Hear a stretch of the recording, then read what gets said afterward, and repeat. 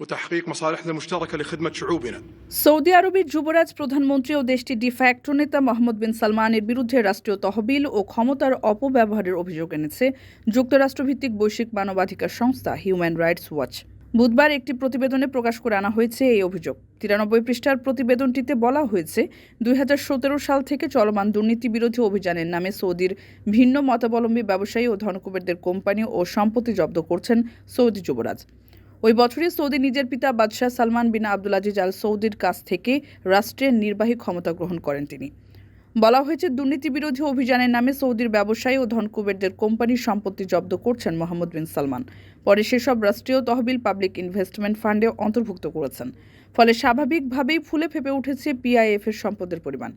এক দশক আগে যেখানে এই তহবিলের সম্পদের পরিমাণ ছিল $8,400 কোটি, সেখানে বর্তমানে এটির সম্পদের পরিমাণ পৌঁছেছে $92,500 কোটি।